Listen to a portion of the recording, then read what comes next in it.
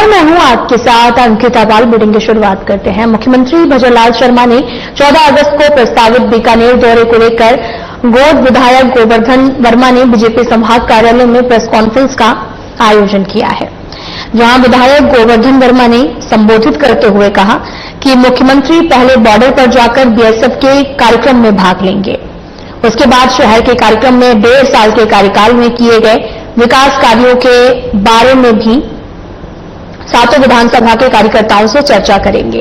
विभाजन की विभीषिका विषय पर जनता से रूबरू होंगे, जनता को बताएंगे कि कांग्रेस के समय में जो भारत के टुकड़े हुए थे और जनता पर अत्याचार हुए थे, हमारी बहन बेटियों पर जो अत्याचार हुए थे, हमारी जो संपत्ति है वहां पर रह गई थी। इस बात को आने वाली पीढ़ी को बताएंगे कि कांग्रेस की दुराचार की नीति से भारत को दंश झेलना पड़ रहा है। इस दौरान किसान आयोग अध्यक्ष सीआर चौधरी, रतनगढ़ पूर्व विधायक अभिनव महर्षि सहित बीजेपी कार्यकर्ता उपस्थित रहे।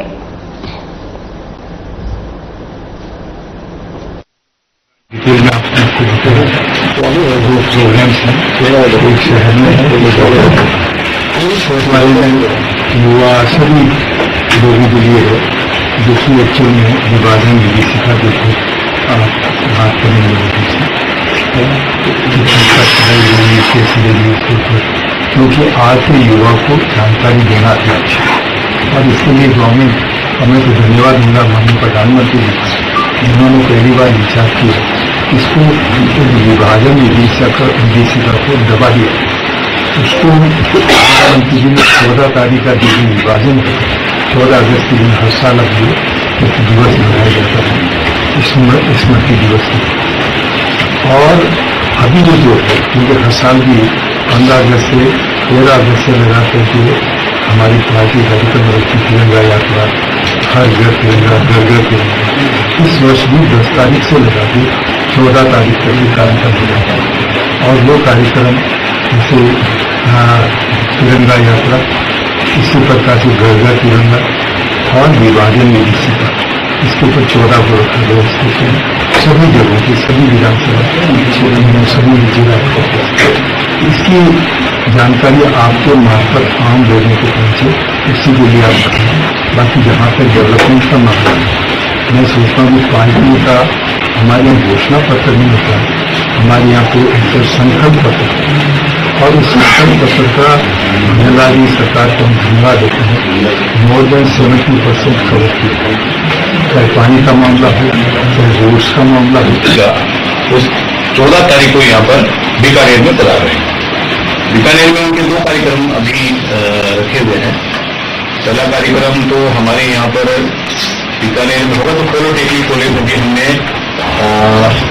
स्थान निर्धारित किया है, टेंटेटिव। अभी उसको देख के और हमारे पार्टी के पदाधिकारी सब लोग जाकर उसको देखेंगे, उसके बाद में उसको फाइनल भी करेंगे। लगभग तय है, लेकिन वो वहां पर देखने के बाद में बता पाएंगे आप। और समय भी हमारा लगभग तय हो गया, माननीय वहां पर मुख्यमंत्री ऑफिस से लगभग हमें 11 बजे का समय दिया गया। और ये जो मीटिंग करने के बाद में वो वहां पर बॉर्डर पर जाएंगे, तो वो एक बीएसएफ का अपना कार्यक्रम, अलग कार्यक्रम होगा। ये कार्यक्रम को लेकर हमें जो हमारा जो यहाँ पर शहर में जो कार्यक्रम होगा, हमारी जो 7 विधानसभा है, 7वें विधानसभा से हमारे कार्यकर्ता यहाँ पर आएंगे माननीय मुख्यमंत्री जी के स्वागत में, उनको धन्यवाद देने के लिए। क्योंकि इस 1.5 साल के समय में जितना काम माननीय मुख्यमंत्री जी भजनलाल जी ने किया है, मैं सोचता हूँ कि शायद आज तक इतिहास में नहीं। तो इन सब बातों को लेकर और माननीय मुख्यमंत्री जी जो विभाजन की विभीषिका जिस प्रकार से कांग्रेस के समय में जो हमारे भारत के जो टुकड़े हुए थे और वहां पर जो हमारे लोगों के साथ में जो अत्याचार हुए, वहां पर हमारे बहन बेटियों के साथ में जो अत्याचार किए गए, हमारी वहां पर संपत्ति रह गई, हमारे वहां पर लोग रह गए। तो इन सब बातों को लेकर हमारी आने वाली पीढ़ी को इस बात को हम बताएंगे, इस बात को हम समझाएंगे कि किस प्रकार से इस कांग्रेस की दुराचार की नीति से किस प्रकार से इस भारत को दंश झेलना पड़ रहा है। बीकानेर में 15 अगस्त को होने वाले 69वें स्वतंत्रता दिवस की तैयारियां शुरू हो गई हैं। डॉक्टर करनेल सिंह स्टेडियम में स्वतंत्रता दिवस का आयोजन भी किया जा रहा है, जहां पर जिला स्तरीय समारोह में कैबिनेट मंत्री सुमित गोदारा ध्वजारोहण करेंगे और इसके चलते जिला कलेक्टर नमिता वेडिंग ने भी स्टेडियम पहुंचकर व्यवस्थाओं का जायजा लिया है। वहीं डीएम ने पूरे स्टेडियम का भ्रमण कर व्यवस्थाएं देखी हैं और खामियों के सुधार के लिए संबंधित अधिकारियों को दिशा निर्देश दिए हैं और ये भी कहा गया कि आयोजन की तैयारी, व्यवस्थाओं को दुरुस्त करने को लेकर मॉनिटरिंग भी की जा रही है।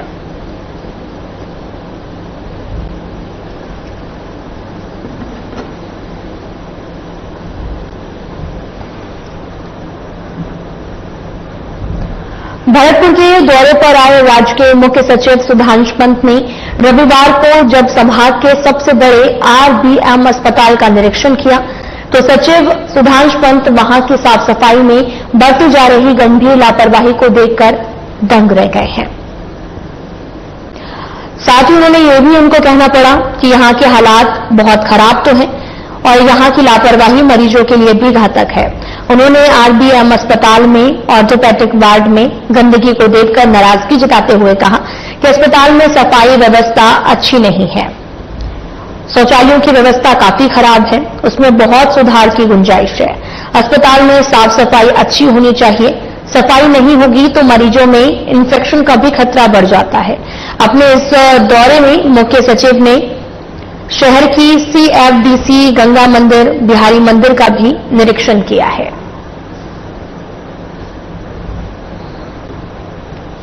भरतपुर पहुंचे थे मुख्य सचिव सुधांशु पंत, आरबीएम अस्पताल का निरीक्षण भी किया है और अस्पताल में साफ सफाई नहीं होने पर नाराजगी व्यक्त की है। तस्वीरें आपको दिखा रहे हैं जो कि भरतपुर से हैं, जहां पर उन्हें कहना पड़ा कि हालात बहुत ज्यादा खराब हैं, लापरवाही मरीजों के लिए घातक है।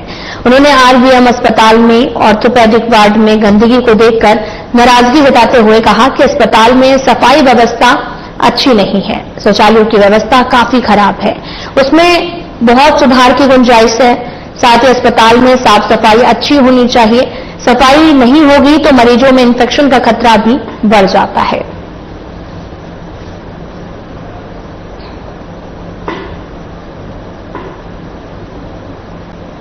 बीकानेर में कृषि मंत्री किरोड़ी मीणा ने कार्रवाई कर जिले के शोभासर के पास नकली उर्वरक की फैक्ट्री पकड़ी है।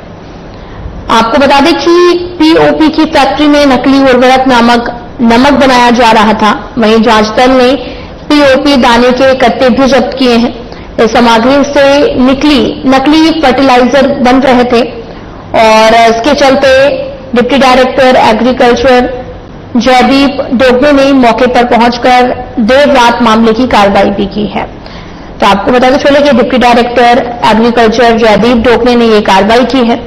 शोभासर में नकली फर्टिलाइजर की फैक्ट्री पकड़ी गई है। पीओपी की फैक्ट्री में नकली नमक तैयार किया जा रहा था। तस्वीरें आपको दिखा रहे हैं जहां पर नकली फर्टिलाइजर बन रहे थे और इसके चलते डिप्टी डायरेक्टर ने भी मौके पर पहुंचकर देर रात मामले में कार्रवाई की है और यहां पर बड़ी मात्रा में नमक जो है वो तैयार किया गया था, जो कि नकली नमक है, जिसे खाने के बाद में काफी लोग बीमार भी पड़ सकते थे। लेकिन ये गोरखधंधा लगातार जारी था और इस दौरान जांच दल ने पीओपी दाने के कट्टे भी जब्त किए हैं।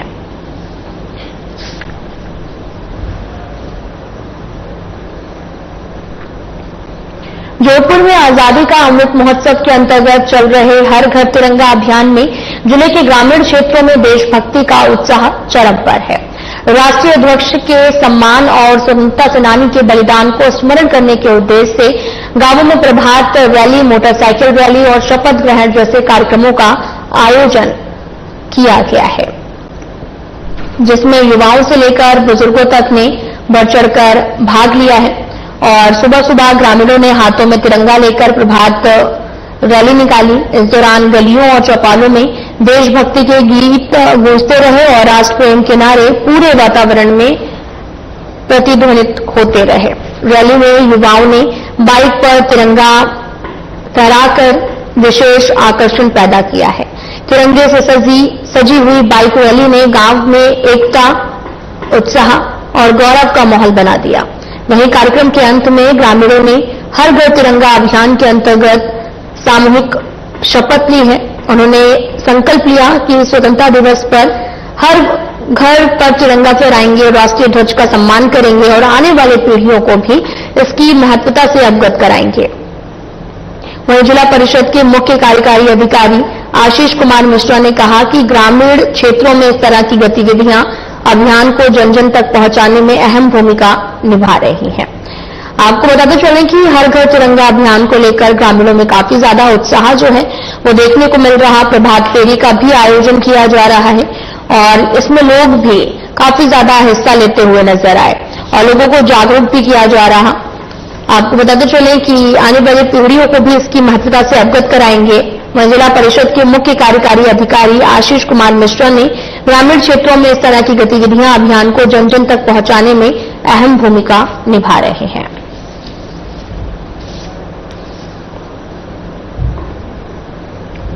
करौली में गुर्जर गौड़ ब्राह्मण समाज सवाई माधोपुर ट्रस्ट के अध्यक्ष पद के प्रत्याशी एडवोकेट वेद प्रकाश शर्मा का चुनाव प्रचार के दौरान ग्राम पंचायत जिरोता में माला साफा पहनाकर सम्मान किया गया है। सम्मान समारोह के दौरान एडवोकेट वेद प्रकाश शर्मा ने अपने उद्बोधन में अपने पक्ष में मत और समर्थन की अपील करते हुए कहा कि समाज का आशीर्वाद मिला तो गुर्जर गौड़ ब्राह्मण समाज के ट्रस्ट की धरोहर का ईमानदारी से संरक्षण करूंगा और समाज के युवक युवतियों को कंप्यूटर तकनीकी शिक्षा के मुख्यधारा से जोड़ने की पहली प्राथमिकता रहेगी। वहीं चुनाव अधिकारी सत्येंद्र कुमार गुप्ता ने बताया कि 31 अगस्त को चुनाव संपन्न कराए जाएंगे, जिसकी नामांकन प्रक्रिया संपन्न हो चुकी है, जिसमें अध्यक्ष मंत्री पद के लिए 3 आवेदन और कोषाध्यक्ष पद के लिए 5 आवेदन पत्र प्राप्त हुए हैं। इसके चलते प्रत्याशी चुनाव प्रचार प्रसार करने के लिए सवाई माधोपुर जिले में गांव-गांव जाकर अपना समर्थन की अपील कर रहे हैं।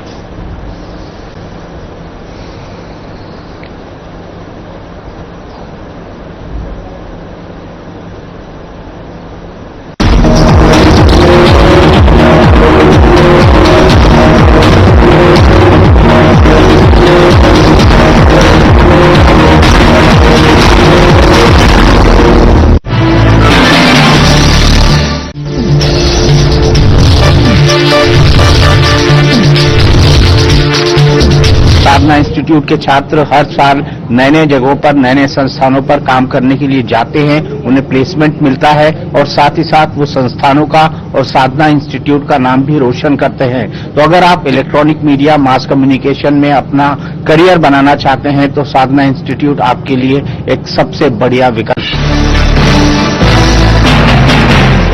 यशस्वी प्रधानमंत्री नरेंद्र मोदी जी के मार्गदर्शन में माननीय मुख्यमंत्री योगी आदित्यनाथ जी द्वारा अपनाई गई परंपरा के साथ प्रगति की नीति गोवंश संरक्षण और गोधन इकोनॉमी की दिशा में समूचे देश के लिए बन गई एक मॉडल योजना।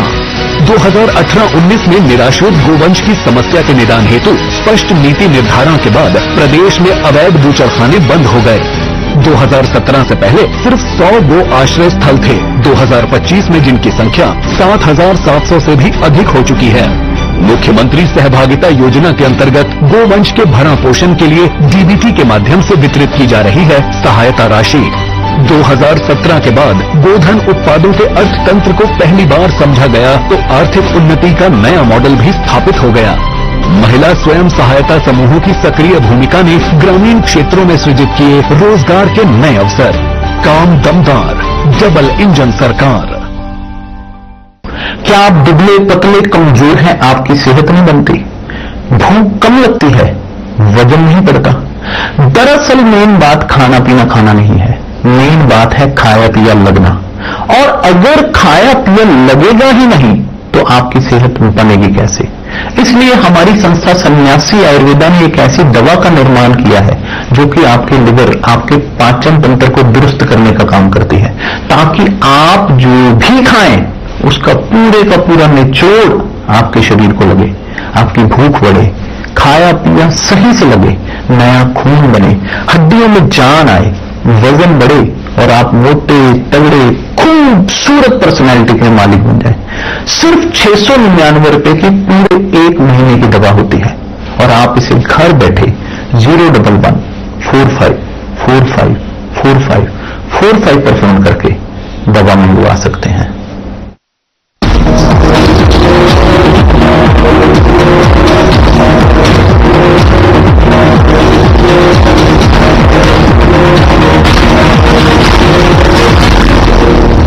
खबर हनुमानगढ़ से है, जहां गोगामेड़ी मेले में तीसरे दिन भी श्रद्धालुओं के आने का क्रम जारी रहा। पूरे दिन श्रद्धालुओं ने घंटों लाइनों में लगकर आपको बताते चले कि मन्नतें मांगी हैं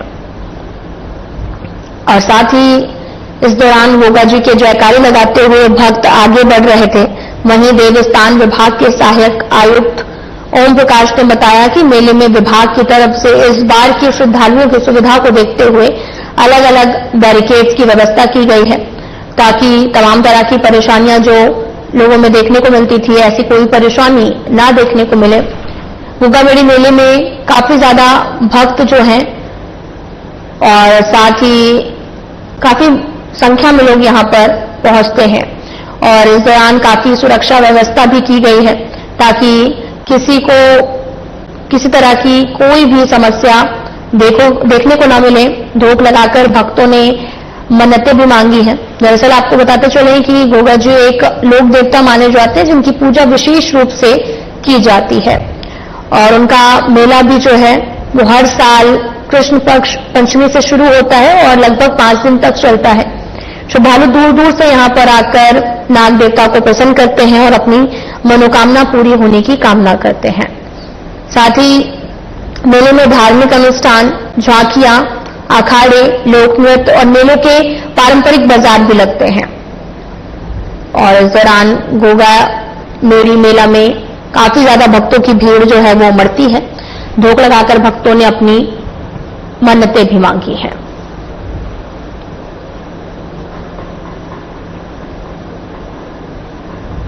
खबर हनुमानगढ़ से है, जहां जक्शन भट्टा कॉलोनी वार्ड नंबर 15 में नवनिर्वाचित स्वामी विवेकानंद रंगमंच समिति द्वारा रक्तदान शिविर का आयोजन किया गया है और शिविर में मंच से जुड़े सैकड़ों युवाओं ने रक्तदान किया। मंच के नवनिर्वाचित अध्यक्ष गौरव शर्मा ने बताया कि एक मानव सेवा का परोपकारी प्रकल्प है और एक एक युवा द्वारा दिया गया रक्त जरूरतमंद लोगों के काम आएगा। कार्यक्रम में मुख्य अतिथि के रूप में मंच संरक्षक नगीना बाई, बीजेपी नेता अमित साहू, विश्व हिंदू परिषद के जिला अध्यक्ष डॉक्टर निशांत बत्रा, साथ ही बजरंग दल जिला संयोजक कुलदीप नरुका, राष्ट्रीय सुरक्षा मंच के राष्ट्रीय सचिव एवं रिटायर्ड आईजी गिरीश चावला, स्वदेशी जागरण मंच के जिला संयोजक विजय कौशिक सहित अन्य गणमान्य लोग भी मौजूद रहे और शिविर में 75 यूनिट रक्त संग्रहण महात्मा गांधी जिला चिकित्सालय की टीम द्वारा संग्रहित किया गया।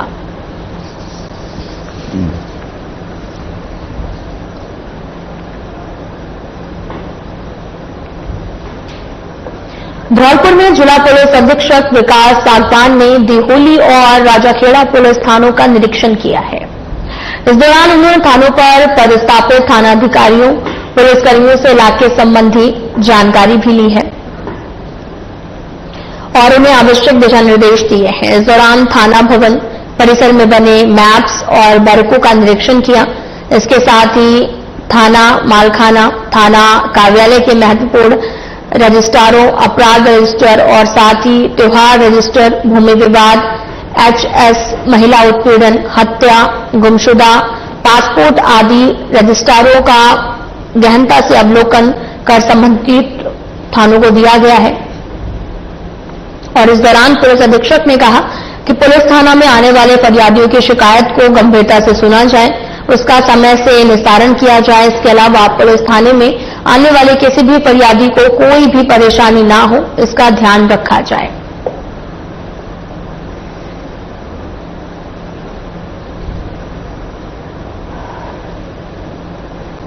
आपको बताते चलें कि एसपी ने दिहोली, राजाखेड़ा थानों का निरीक्षण किया है और थानाधिकारियों से इलाके संबंधी जानकारी ली। एसपी ने महत्वपूर्ण रजिस्ट्रारों का अवलोकन भी किया है।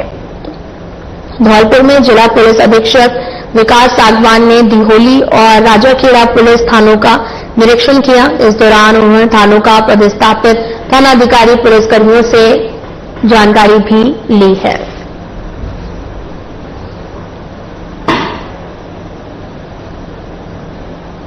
रहनावाली माता मंदिर पर भाद्रपद मास के प्रथम दिवस पर रहनावाली माता भक्त मंडल और सराफा व्यापारियों के संयुक्त तत्वाधान में माता रानी का अद्भुत श्रृंगार भजन कीर्तन और विशाल भंडारे का आयोजन किया गया है। एडवोकेट रविंद्र सिंह चौहान ने बताया कि रहना वाली माता मंदिर पर भाद्रपद मास के प्रथम दिवस का रहना वाली माता भक्त मंडल एवं सराफा व्यापारी सुनील वर्मा एवं रामेश्वर दयाल वर्मा के संयुक्त तत्वाधान में माता रानी का अद्भुत श्रृंगार, भजन कीर्तन एवं विशाल भंडारे का आयोजन किया गया।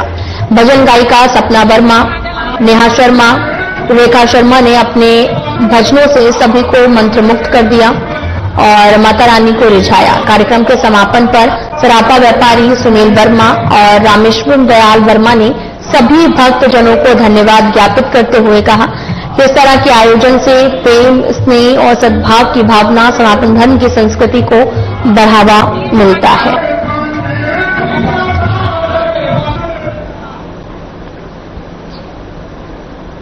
जोधपुर में इस बार राज्य स्तरीय 15 अगस्त का मुख्य समारोह भव्य रूप से आयोजित होने जा रहा। स्वतंत्रता दिवस का आयोजन बरकतुल्लाह खां स्टेडियम में होगा, जिसके लिए तैयारियां जोरों पर हैं। साथ ही सुरक्षा व्यवस्था को सुदृढ़ बनाने के उद्देश्य से पुलिस प्रशासन ने विशेष योजना तैयार की है, जहां पर एसीपी छवि शर्मा ने के निर्देशन में रूट मार्च निकाला गया। इस रूट मार्च में महिला पुलिस टीम की कांस्टेबल टीम, कालिका सहित अन्य जवान शामिल हुए। साथ ही रूट मार्च संवेदनशील और भीड़भाड़ वाले क्षेत्रों से होकर गुजरा है। इसमें संदिग्ध स्थानों की विशेष निगरानी की गई है। इसका उद्देश्य आमजन में सुरक्षा का भरोसा जगाना है, अपराधियों में भय पैदा करना था और महिला पुलिस दल की मौजूदगी से विशेष रूप से महिला सुरक्षा का संदेश भी दिया गया। मार्च के दौरान पुलिस ने लोगों से सतर्क रहने, किसी भी संदिग्ध गतिविधि की सूचना तुरंत पुलिस को देने की अपील भी यहां पर लोगों से की गई है। 15 अगस्त का समारोह होना है, जिसको लेकर अभी से जो तैयारियां हैं वो लगातार तेज हो गई हैं। ये 15 अगस्त का जिस तरह से आपको पता है कि स्टेट लेवल का प्रोग्राम जो है वो हमारे यहाँ पे ऑर्गेनाइज हो रहा है जोधपुर में, उसको मद्देनजर रखते हुए जैसा आप जानते हैं कि कालिका जो है वो फ्रंट लाइन में पिछले काफी समय से कार्य कर रही है। कालिका अदरवाइज भी इंश्योर करिए कि हर सिटीजन जो है वो सेफ रहे, इसी को ध्यान में रखते हुए, क्योंकि काफी तादाद में प्रैक्टिस के लिए यहाँ पर बच्चे भी आ रहे हैं और भी दूसरे पार्टिसिपेंट्स आ रहे हैं, उनको ध्यान में रखते हुए कालिका ने आज रूट मार्च निकाला है, जिसके अंदर संयुक्त कालिका की टीम वेस्ट, ईस्ट और इसके साथ साथ शास्त्री नगर थाने का जाप्ता, हम सब ने आज रूट मार्च निकाला। अब हम और जो एरियाज ऐसे हैं जो हमें लगता है इसको ध्यान में रखते हुए संवेदनशील है, जहाँ पुलिस प्रेजेंस की आवश्यकता है। खबर हनुमानगढ़ से है, जहां संगरिया पुलिस ने बाइक चोरी के मामले में एक आरोपी को गिरफ्तार किया है। पुलिस ने सीसीटीवी फुटेज की मदद से आरोपी की पहचान कर उसे पकड़ने में सफलता हासिल की है। पुलिस ने आरोपी के पास से चोरी की बाइक बरामद की है। थानाधिकारी अमर सिंह ने बताया कि 8 अगस्त 2025 को गौरव जिंदल ने थाने में रिपोर्ट दर्ज करवाई थी कि उनकी हीरा डिलक्स बाइक मंदिर के बाहर से चोरी हुई थी। इसके चलते पीड़ित ने थाने में मामला दर्ज कराया और वहीं अतिरिक्त पुलिस अधीक्षक जनेश तंवर करण सिंह के निर्देशन में थानाधिकारी अमर सिंह के नेतृत्व में एक विशेष टीम का गठन किया गया और इस दौरान आरोपी को गिरफ्तार किया गया।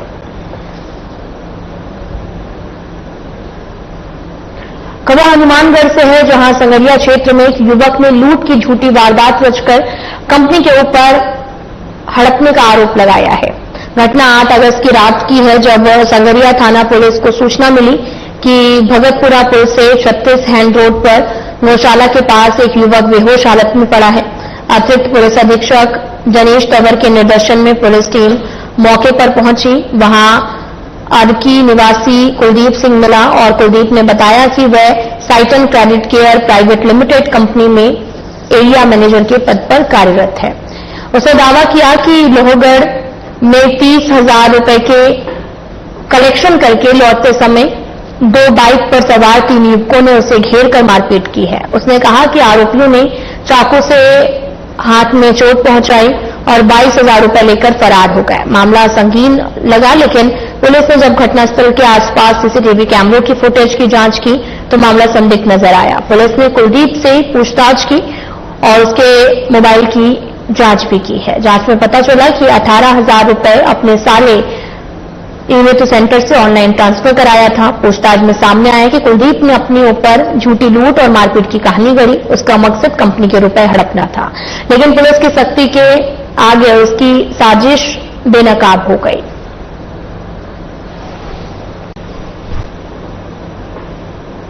राजगढ़ थाना क्षेत्र के ग्राम बरेल में देर रात्रि को जमीनी विवाद को लेकर दो पक्षों में खूनी संघर्ष हो गया, जिसमें दो पक्षों के कुल 11 लोग घायल हो गए हैं।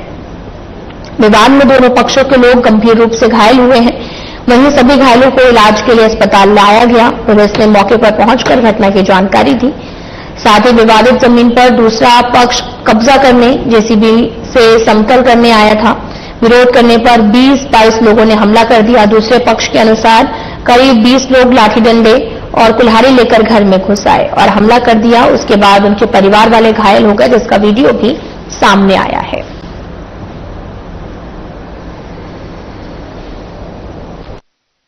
उन्होंने सर वैसे भी चला रखी थी हमारी जमीन में और मरों पर टकराए थे नाइट में। तो हमने उनको जाके रोका तो उन्होंने आक्रमण कर दिया और पत्थरबाजी करी। हमारे भाई पे ट्रैक्टर छिड़ा दिया और ये करीबन 9:30 के करीब। हाँ, हमारे खेत में कब्जे कर रखा है। पहले भी नाइट में करते हैं हर बार। कितने लोग थे? ये थे कम से कम 20-22 लोग थे। हमारे तो 10-12 लोग थे। कल रात को हम खाना खा रहे थे, तभी ये लोग घर पे आए। घर पे आने के बाद इन्होंने सब भाभी से परेशान किया उनको, और भाई अकेले थे। नीचे आने के बाद उनके साथ मारपीट की। मैं भी था।